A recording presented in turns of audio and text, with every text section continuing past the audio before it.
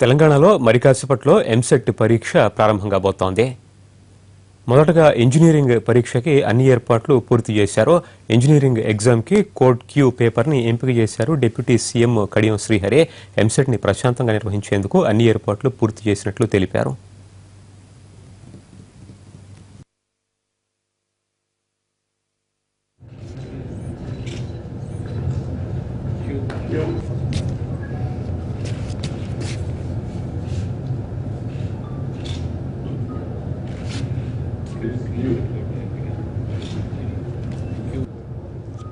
ఈసారి ఎగ్జామినేషన్స్ అన్ని కూడా ప్రభుత్వ విద్యాలయాల్లోనే జరుగుతున్నాయి.